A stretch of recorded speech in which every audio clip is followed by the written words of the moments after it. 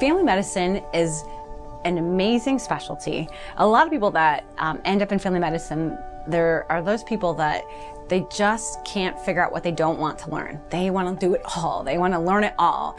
So when I'm advising some of the medical students that come through and rotate through and they're trying to figure out what is it that they want to do for the rest of their life, some of the advice I give is, what do you want to read about the rest of your life? If I was still practicing medicine that they taught me 20 years ago in residency, my patients would suffer for that because medicine continues to go, it continues to go. So you'll always have to be reading and learning. There's nothing you're not going to learn about. So every new thing is interesting to us. We have junior precepting and some other basic ways that we put you in an environment that might be a little uncomfortable, but you are the leader. Even from day one with the medical students, as an intern, you're leading, you're teaching, you're growing, and then we just increase those responsibilities as you go. We really take seriously the atmosphere that we build here, which is one that's very collegial and very positive and uplifting, and the residents have done a marvelous job in helping to build that and continue that as well. We have plenty of pathology, a lot of different things to see, a lot of different things to experience as a clinician. We have a wonderful environment in which to learn it, and I think that offers a fantastic learning experience that will be that will help our residents to move forward in the future to not only have excellent clinical skills, but also know how to live their lives in a balanced manner. We want them to be able to have their families and enjoy their families while also being excellent clinicians.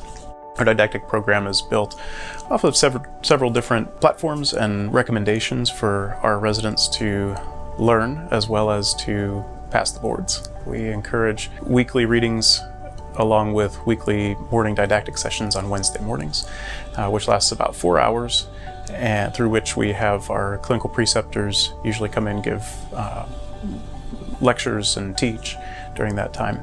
The other way is through precepting in the clinic, and we take very seriously our opportunities to teach and talk with our residents on a case-by-case basis so that they understand learning from the patient in front of them. They understand what that patient needs and what they could do to help them. I've had a really great experience so far. I started in cardiology and I was able to go in the cath lab. I saw a lot of patients in the clinic up on the floor, so I really felt like that was a very varied experience. And then I went into inpatient where it's kind of going. And I learned so much from so many different great preceptors that I felt like I was able to take their different styles and kind of help develop my own. And then didactics has been wonderful to learn from different people and kind of figure out what my learning style is, because I think we're always evolving and growing. One of the things I really liked about our outpatient clinic when I first interviewed here was the fact that you can do procedures. So things like pap smear, we can do cryotherapy. So patients who come in with skin tags or warts, that's a big thing. A lot of steroid injections we can do for patients who are coming in with muscle aches and pains. It's very hands-on, and I think, especially as a family medicine physician, you want to be able to do procedures in your clinic because that's just, more patients that are able to come in and see you. And I think getting that training here in residency has been super helpful in preparing for that once we're done with residency. I happened to hear about this program later in the season through a friend of a friend, and they said, yeah, they're taking applications. So I picked up the phone and I called, and Carla picked up the phone, and 99.9% of the time program coordinators don't pick up the phone. And she picked up the phone and she was so nice and so encouraging and was like, yeah, send us your application. We're really excited to learn about you. And it was already so positive. Everyone I interviewed with, it was the most laid back or most natural interview I had on the entire interview trail. And part of the interview was actually about meeting staff, and they were so nice and really welcoming. And I just felt like I clicked with everyone, and I just loved it when I came here. As the key point person for the residents, I have the opportunity each month to do a monthly touch base with them and just go over some of their day-to-day concerns, what's going well, what's going bad, and what things we might be able to take a look at as a program to make their experience better.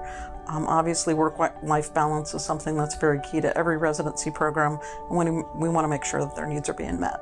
I'm the person that they'll go to, maybe to vent if they're frustrated with an attending, or to just ask questions about what their schedule's looking like. They might have concerns about a family event that's coming up a year from now, and we can take a look at those now and make sure that we can plan ahead and address those concerns so that they can still be part of their family life. Everyone is very amenable to feedback, and the program is very positive with making improvements and being flexible and making adjustments as needed, which I think is really good for a workplace environment, so that if there is a challenge, then there's usually 4 or 5 different people that are excited to make a solution to that challenge and make it better for the other classes to come. You have a lot of input in the development of the program. We kind of grow together, we support each other.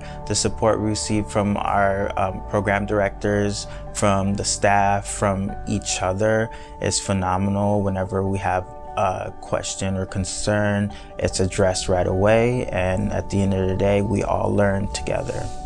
We're an outpatient-focused residency, so we spend a lot of our time in clinic, and that grows throughout the time through our 3 years here. So initially we start off 1 half day, growing to 3 half days our second year, and even more time during our third year. And it's really great to spend that time in clinic because we really get to learn about who our patients are, not only medically, but also who they are as a person.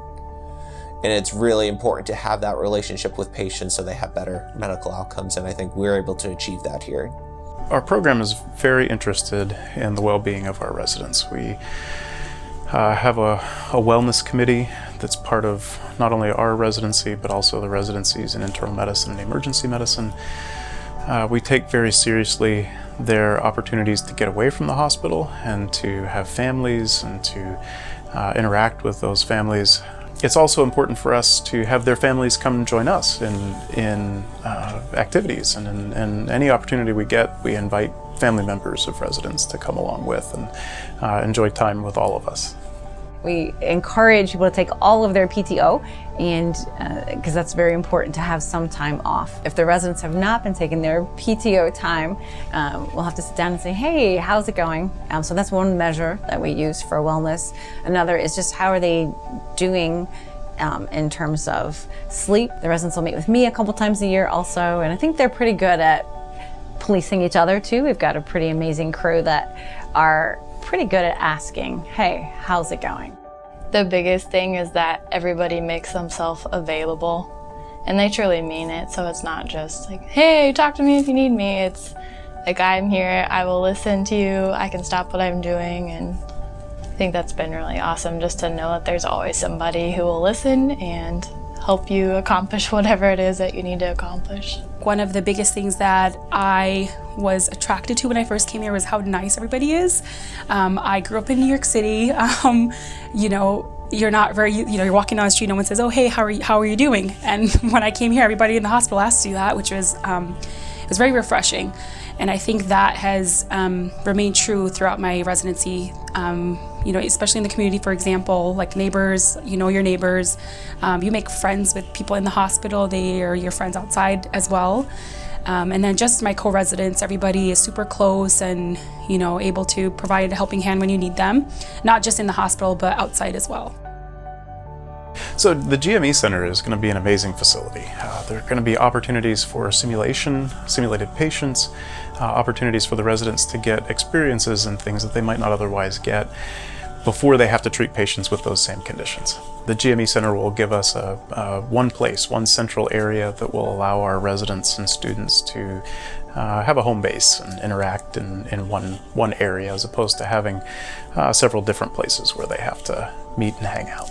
I think it used to be see one, do one, teach one. Now it's see one, sim one, do one, teach one, or sim one, see one, do one, teach one. But anyways, we're practicing on mannequins a lot before we practice on real people now, which I think helps with all the confidence when you're going out to talk to the patients and when you're going out to do your central lines or procedures. So this residency program, I think, has been birthed from the whole community.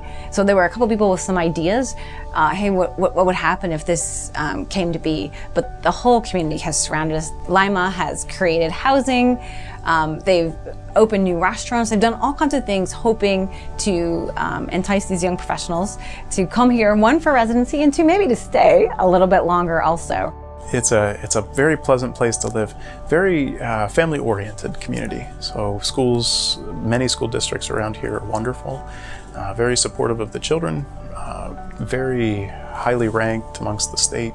You have the opportunity to be part of a small community that you can ask your next door neighbor if they can put your dog out. So these residents are working long shifts, and to have that close connection with your neighbors, you're part of a community that's surrounded by a number of other smaller communities with wonderful boutiques and coffee shops and chocolate shops and places that they can go and explore on a Saturday afternoon. I don't think anyone ever really feels ready for the next step, but I think they're doing a very good job in preparing me to take on that role, to be able to see patients independently and develop their plan and follow up with them. I think that they're doing a wonderful job and that I'm getting a great education here. Sometimes I think when you're in a specialty, it's more about, sit back and learn. It can be, but like I said before, there's no lack of knowledge or lack of a well-rounded education in those rotations. Being here in an educational environment where education is supported, where the administration is trying to build an environment where education is a main focus of our facility, is just a wonderful experience. I believe in the leadership of Mercy, and I believe in the mission, and I think that to know that, no, I think leadership's got my back. They are really going to be focused on the patient just like I am. So I absolutely love working for Bon Secours Mercy Health.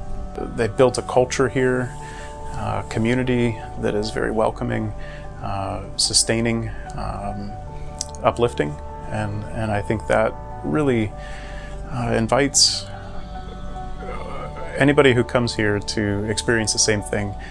And within a few years, or within a couple of months, usually the new residents have taken upon themselves that same culture, and it's amazing to see that carry from year to year. We absolutely love this specialty, and I think if you're one of those people that just loves it all, love life, really love the relationship with your patient, and if you really love preventive medicine, trying to help them figure out how not to fall into that pit of diabetes or smoking, heart disease, things like that, cancer. So we absolutely thrive on having those conversations to help people change their lifestyle, change some of the habits that can really make a difference in their lives.